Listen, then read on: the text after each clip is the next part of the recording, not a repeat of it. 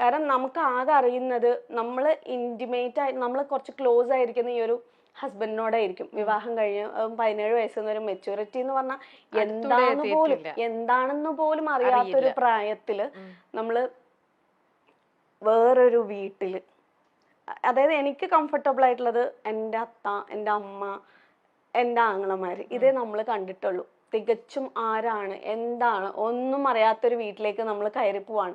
ഒരുപാട് ഈ പ്രതീക്ഷകൾ എല്ലാവരും പറയുന്ന പോലെ നമ്മളിങ്ങനെ ചിന്തിക്കും, ഒരു പെണ്ണിന്റെ വിവാഹം എന്നൊക്കെ പറഞ്ഞു കഴിഞ്ഞാല് നന്നായി ഒരുങ്ങുക, നല്ല ആഭരണങ്ങളൊക്കെ കിട്ടും, പുതിയ ഡ്രസ്സ് കിട്ടും, ഇനിയിപ്പോ വിവാഹം കഴിഞ്ഞാല് കുറെ ടൂറൊക്കെ പോവാം. ഇതൊക്കെ നമ്മൾ അറിയുന്നുള്ളൂ, കാണുന്നുള്ളൂ. പക്ഷെ യഥാർത്ഥ ജീവിതം എന്ന് പറഞ്ഞു കഴിഞ്ഞാൽ അതല്ല.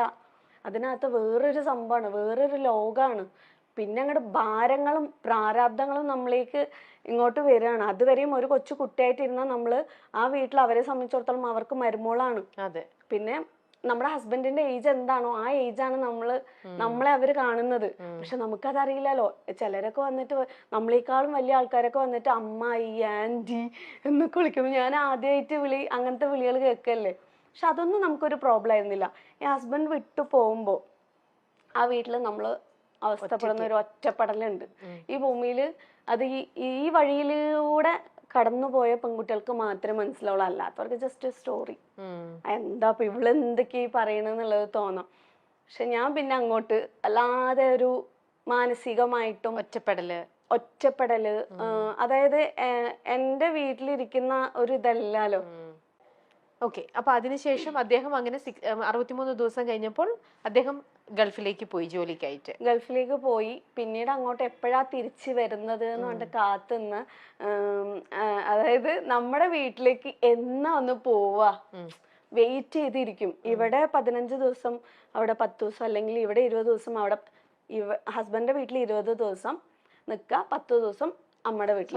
ആ 20 ദിവസം ആവാൻ വേണ്ടിട്ട് ഓരോ ദിവസം ഇങ്ങനെ 1 2 3 എത്ര തന്നെ ഹസ്ബൻഡിന്റെ വീട്ടിൽ സുഖമുണ്ടോ ഇല്ലേ, ഇവിടെ ഞാൻ വേറെ ഒന്നും പറയുന്നില്ല, സുഖമുണ്ടോ ഇല്ലേ, നമ്മുടെ വീടിന്റെ ആ ഒരു സ്വാതന്ത്ര്യമോ സമാധാനമോ ഒരിക്കലും നമുക്ക് നമ്മൾ ജനിച്ചു വളർന്ന നമ്മുടെ അച്ഛനമ്മ, നമ്മുടെ ലോകം, അവിടെ നമുക്ക് കിട്ടുന്ന ഒരു കംഫർട്ട് സോൺ എന്ന് പറയുന്നത് പ്രത്യേകിച്ചും ഈ ഒരു പ്രായത്തില്, മറിച്ച് വേറൊരു വീട്ടിലേക്ക് എങ്ങനെ കല്യാണം ഞാനെടുത്തൊരു തീരുമാനമുണ്ട്. എനിക്ക് ഫസ്റ്റ് പെൺകുട്ടി ജനിച്ചപ്പോ അവളുടെ വിവാഹത്തിനെ പറ്റിയിട്ട് ഞാൻ അടുത്ത കാലത്തൊന്നും ചിന്തിക്കൂല.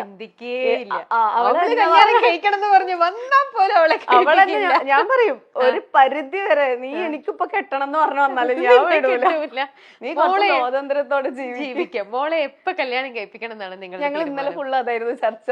ഞങ്ങളുടെ അതായത് ചെക്കൻ മാത്രം സെറ്റ് ആയിട്ടില്ല, കല്യാണത്തിന്റെ എല്ലാ ചർച്ചകളും ഗുലാബി, മെഹന്തി എല്ലാം സെറ്റ് ആയി. എത്ര വയസ്സായി? ആകെ 16 ആയിട്ടുള്ളൂ. അപ്പൊ ഞാൻ പറഞ്ഞു ഇതൊക്കെ നമുക്ക് ചർച്ച ചെയ്യാം, കേൾക്കാനൊക്കെ നല്ല സുഖമാണ്. പക്ഷെ 24 വയസ്സായിട്ട് നമുക്ക് മതി. അത്രയും മതി. അത്രയും കാലം നീ സ്വാതന്ത്ര്യത്തോടെ, ആരെയും പേടിക്കാതെ, ആരെങ്കിലും എന്നെ എന്തെങ്കിലും പറയോ അല്ലെ എന്നെ എന്തെങ്കിലും ചെയ്യോ, ഞാൻ ചെയ്യുന്നത് ശരിയാണോ, ഞാൻ ചെയ്തത് തെറ്റാണോ, അല്ലെങ്കിൽ എനിക്കൊരു ഗുഡ് സർട്ടിഫിക്കറ്റ്, മരുമോള് നല്ല മരുമോളാണ് എന്നുള്ള പേര് കിട്ടാൻ വേണ്ടിയിട്ട് സ്വന്തം എന്താ പറയാ സ്വാതന്ത്ര്യം കളഞ്ഞിട്ട് ജീവിക്കാത്ത ഒരു അവസ്ഥ എനിക്ക് നിനക്ക് തരണം എന്ന് യാതൊരു നിർബന്ധവും ഇല്ല. സ്വാതന്ത്ര്യത്തോടെ ജീവിക്കും. അതുവരെ ഈ കിട്ടാം ഒരു പരീക്ഷണമാണ് വിവാഹം. ഭർത്താവ് എന്ന് പറഞ്ഞാലും ഒരു പരീക്ഷണം, നമ്മുടെ തലവരെയാണ് അല്ലേ? ശരിക്കും നമുക്ക് യോജിച്ച ഒരാളെ കിട്ടുമോ ഇല്ലയോ, അത് ലവ് മാരേജ് എത്രയോ എണ്ണം നമ്മൾ ഫെയിലിയർ ആയിട്ട് കാണുന്നു, അറേഞ്ച്ഡ് മാരേജും അതുപോലെ തന്നെ. എന്നാൽ ഇതിലൊക്കെ തന്നെ നല്ലതുകൊണ്ട്, ഇതെല്ലാം ദൈവം നമുക്ക് വിധിച്ചിരിക്കുന്നത് നല്ലത് അനുഭവിക്കാനുള്ള യോഗമാണെങ്കിൽ നല്ല രീതിയിലേക്ക് വരും. അപ്പൊ ഞാൻ പറയാം അതൊരു പരീക്ഷണമാണ്. അപ്പൊ അതുവരെയും നിനക്ക് ബേസിക് ആയിട്ട് വേണ്ട കാര്യങ്ങൾ നേടിയെടുക്കുക. കാരണം നമ്മുടെ കയ്യിൽ അത്രയും സ്ട്രോങ് ആയിട്ടുള്ള ഒരു സംഭവം ഉണ്ടെങ്കിൽ പിന്നെ ഞാൻ അനുഭവിച്ച അത്രയും കാര്യങ്ങൾ സ്ട്രഗിൾ അനുഭവിക്കേണ്ടി വരില്ല. സോ അത്രയും ഫ്രീഡം ആയിട്ട് നടന്നോളൂ. അതിനുശേഷം നമുക്ക് ചിന്തിക്കാന്നുള്ളതാണ് എന്റെ ഒരു കോൺസെപ്റ്റ് എന്ന്.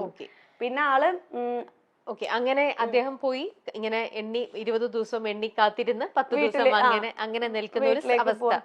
ചില സമയം പനി വരാനൊക്കെ വേണ്ടിട്ട് ആഗ്രഹിച്ചിട്ടുണ്ട്, വീട്ടിലേക്ക് പോവാൻ, എങ്ങനെയെങ്കിലും ഒന്ന് വീട്ടിലേക്ക് പോവാൻ. പനി വന്നു കഴിഞ്ഞാൽ എന്തായാലും വീട്ടിലേക്ക് പോകണല്ലോ, അങ്ങനെ ചിന്തിച്ച ദിവസങ്ങൾ വരെ ഉണ്ട്. അപ്പൊ അതാ ഞാൻ പറഞ്ഞത്, നമ്മുടെ മക്കൾക്ക് അങ്ങനത്തെ ഒരു അവനവന്റെ വീട്ടിലേക്ക് വരാൻ മറ്റുള്ളവരുടെ എന്തെങ്കിലും വേണം, കിട്ടിയിട്ട് വേണം എന്ന് ആഗ്രഹിക്കുന്ന ആ ഒരു സംഭവം വേണ്ട, മനസ്സിലായി എന്ന്. അതുകൊണ്ടാണ് എനിക്ക് അങ്ങനെ തോന്നിയത്. പിന്നെ ആള് ഒരു 11 മാസം കഴിഞ്ഞിട്ടാണ് വരുന്നത്. വരുന്ന തലേദിവസം എന്നെ വിളിച്ചിട്ട് പറയാണ് എനിക്ക് ലീവ് കിട്ടിയില്ല, ഞാൻ വരുന്നില്ല എന്നുള്ളത്. ഞാൻ ആ സമയം ഹസ്ബൻഡിന്റെ വീട്ടിലാണ്. ബാത്റൂമിൽ പോയി, അതൊന്നും ആർക്കും അറിയില്ലേ, ബാത്റൂമിൽ പോയിട്ട് പൈപ്പ് തുറന്നിട്ടിട്ട് ഒച്ചിട്ടിട്ട് കരഞ്ഞിട്ട് എൻ്റെ അത്താനെ വിളിച്ചു പറഞ്ഞു നാളെ വരില്ല എന്നാ പറയുന്നത്. എനിക്കിനി ജീവിക്കണ്ട, എനിക്ക് പറ്റൂല, എനിക്കിനി ഇങ്ങനെ മുന്നോട്ട് പോകാൻ പറ്റൂല, ഞാൻ നാളെ തന്നെ വീട്ടിലേക്ക് വരും, എനിക്ക് പറ്റൂല എന്നൊക്കെ പറഞ്ഞാൽ ഭയങ്കര കരച്ചിലായിരുന്നു. അപ്പോൾ എൻ്റെ അത്ത പറഞ്ഞു ഓക്കെ ഓക്കെ ശരി ശരി, നീ കരയാതെ, നമുക്ക് ആലോചിക്കാം, നമുക്ക് എന്താ വേണ്ട തീരുമാനിക്കാം. അല്ലെങ്കിലും നിന്നെ ഗൾഫുകാരന് കല്യാണം കഴിച്ചു കൊടുക്കണം എന്നൊന്നും എനിക്ക് തീരുമാനം ഉണ്ടായിരുന്നില്ല.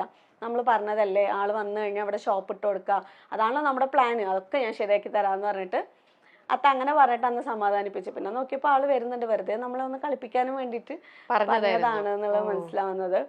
വന്ന എല്ലാം സെറ്റ് ആവുമെന്നാണ് നമ്മൾ വിചാരിച്ചത്. പക്ഷെ പിന്നീട് അങ്ങോട്ട് എന്താ പറയാ, പ്രോബ്ലംസിന്റെയും ഫിനാൻഷ്യലി ആയിട്ടുള്ള ബുദ്ധിമുട്ടിന്റെയും ഒരു വൻ കുത്തൊഴുക്ക് തന്നെയായിരുന്നു പിന്നെ നമ്മുടെ ജീവിതത്തിലേക്ക് വന്നത്.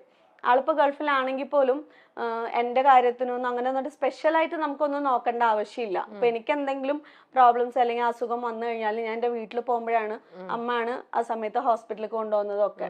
അപ്പൊ എനിക്കെന്ന് പറഞ്ഞിട്ട് ചിലവിന്റെ കാര്യം നോക്കണ്ട. പക്ഷെ നാട്ടിലേക്ക് വന്നു കഴിഞ്ഞാൽ പിന്നെ ഞാൻ ആളോട് പറഞ്ഞു എനിക്ക് പഠിക്കണം. ഈ 11 മാസത്തിന് ശേഷമാണ് വീണ്ടും പഠിക്കാനുള്ള ഒരു തീരുമാനത്തിലേക്ക് എത്തുന്നത്.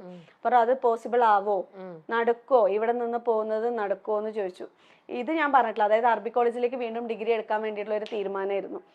അപ്പം നടക്കും, എല്ലാ പണിയും ഞാൻ ചെയ്തതിന് ശേഷം ഞാൻ ഇവിടുന്ന് പോകുള്ളൂ, ആർക്കും ഒരു ബുദ്ധിമുട്ടും എൻ്റെ പഠനം കൊണ്ട് വരാത്ത രീതിയിൽ ഞാൻ ചെയ്യാന്ന് പറഞ്ഞു. കോളേജിലെ സാറൊക്കെ വിളിച്ച് സംസാരിച്ച് അവർ ഓക്കെ പറഞ്ഞു. ആഴ്ചയിൽ 3 ദിവസം അല്ലെങ്കിൽ 2 ദിവസം ക്ലാസ്സിൽ പോകുന്ന പോലെ, ബാക്കിയുള്ള ദിവസങ്ങൾ വീട്ടിലത്തെ കാര്യങ്ങൾ നോക്കുന്ന പോലെ. അപ്പോൾ കുട്ടികളൊന്നും ഉണ്ടായിട്ടില്ല. അങ്ങനെ നമ്മൾ അറബി കോളേജിൽ പോയിട്ട് വീണ്ടും ഡിഗ്രിക്ക് ജോയിൻ ചെയ്ത് ക്ലാസ് ഒക്കെ അറ്റൻഡ് ചെയ്ത് അങ്ങനെ പോയിക്കൊണ്ടിരിക്കുകയാണ്. ആ സമയത്ത് മോളെ പ്രഗ്നന്റ് ആവുന്നത്. മോളെ പ്രഗ്നന്റ് ആയിട്ട് നമ്മൾ ക്ലാസ് പറ്റുന്ന പോലെ പോയി. എങ്ങനെ പോകുന്ന വെച്ചാൽ രാത്രി തന്നെ എല്ലാ പാത്രങ്ങളൊക്കെ കഴുകി ഫിനിഷ് ആക്കി വെക്കും. കാരണം എനിക്ക് നേരത്തെ ക്ലാസ്സിലോട്ട് പോകണം. അപ്പോൾ തലേ ദിവസം തന്നെ മാക്സിമം ചെയ്യാനുള്ള പണികളൊക്കെ ചെയ്തിട്ട് പാത്രങ്ങളൊക്കെ എല്ലാം കഴുകി കിച്ചൺ കംപ്ലീറ്റ് നീറ്റ് ആക്കിയതിന് ശേഷം രാവിലെ എണീറ്റിട്ട് ആണ് പോകുന്നത്, ക്ലാസ്സിലേക്ക് പോകുന്നത്. ടിഫൻ അമ്മ റെഡിയാക്കി വെക്കും അവിടെ വീട്ടിൽ. കാരണം ഇവിടെ എനിക്ക് നിന്ന് കുക്ക് ചെയ്യാൻ പറ്റില്ല. യാത്ര ചെയ്യാൻ 1.5 മണിക്കൂറോളം നമ്മൾ വണ്ടിയിൽ നിന്നിട്ട് വേണം പോവാനും വേണ്ടിയിട്ട്. അങ്ങനെ അവിടെ നിന്ന് ടിഫൻ ആക്കി വാങ്ങിയിട്ട് വേഗം പോകും. വീട് അടുത്തടുത്തായിരുന്നോ? എന്റെ വീടും ഹസ്ബൻഡിന്റെ വീടും കുറച്ച് ഒരു 1 കിലോമീറ്ററിന്റെ ഡിസ്റ്റൻസ് ഉള്ളൂ. അതിനുശേഷം തിരിച്ച് വന്നു കഴിഞ്ഞാൽ എനിക്കായിട്ടുള്ള പണികൾ അവിടെ തന്നെ ഉണ്ടാവും. തുണി അലക്കിയതുണ്ടെങ്കിൽ ഉണക്കാനിടാനുണ്ടാവും, പാത്രം കഴുകാനുണ്ടാവും, വന്നിട്ട് ബാക്കിയുള്ള പണികൾ ചെയ്യുക. അങ്ങനെ ആയിട്ടാണ് അറബി കോളേജിൽ. അത് ഒരുപാടൊന്നും നീണ്ട് എനിക്ക് പോകാൻ പറ്റിയിട്ടുണ്ടായിരുന്നില്ല, കുറച്ചേ ഉണ്ടായിരുന്നുള്ളൂ. പിന്നെ അതിനുശേഷം പിന്നെ അത് വിട്ടു, നമുക്ക് നടക്കൂല എന്നുള്ളത് മനസ്സിലായിട്ട് അത് അവിടെ ഡ്രോപ്പ് ചെയ്തിട്ട് ഫസ്റ്റ് പ്രസവം കഴിഞ്ഞു. മോളെ പ്രഗ്നന്റ് ആയിരിക്കുന്ന സമയത്ത് അതുപോലെ ഒത്തിരി പ്രയാസങ്ങൾ അനുഭവിച്ചിട്ടുണ്ടായിരുന്നു. എന്താ പറയാ, വെയിറ്റ് എടുത്തിട്ടും അവിടെ എന്ന് പറയുമ്പോൾ പണ്ടത്തെ ആ ഒരു സ്റ്റൈലാവുമ്പോൾ തന്നെ ഈ ടാങ്കൊക്കെ ഭയങ്കര, ടാങ്കിൽ വെള്ളം നിറച്ച് വെച്ചിട്ട് അന്ന് എടുത്തിട്ട് വന്നിട്ട് വേണം നമുക്ക് ഈ പാത്രങ്ങളൊക്കെ കഴുകാനും വേണ്ടിയിട്ട്. അപ്പോൾ ഞാൻ ഇതില് പോയിട്ട് ടാങ്കിന്റെ ഈ ഒരു മതിൽ എന്ന് പറയുമ്പോൾ ഇത്ര ഹൈറ്റ് ഉണ്ടാവും, ഇതിന്റെ അടുത്ത് പോയിട്ട് ഇതിനകത്തേക്ക് താഴ്ന്ന വെള്ളമായിരിക്കും. നമ്മളിത് ഹെൽപ്പ് ചെയ്യാനൊന്നും ആരും ഉണ്ടാവില്ല. അപ്പൊ ഇതിങ്ങനെ കോരി എടുത്തിട്ട് വരുമ്പോഴേക്ക് വയറൊക്കെ ഇങ്ങനെ മുട്ടിയിട്ടിരിക്കും. അപ്പൊ അടുത്ത വീട്ടില് ഇരിക്കുന്നവര് പറയും അവിടെ ഒരു കുഞ്ഞു കുട്ടീൻ്റെ, എനിക്ക് ഇപ്പോഴും ഓർമ്മയുണ്ട്, ഇത് നോക്ക് ഇതുപോലെ ഒരു ജീവൻ തന്നെയാണ് നിന്റെ വയറ്റിലിരിക്കുന്നത്, നീ ഇങ്ങനെ കുഞ്ഞിത് എടുക്കുന്ന സമയത്ത് ആ കുട്ടിക്ക് എന്തെങ്കിലും സംഭവിക്കില്ലേ?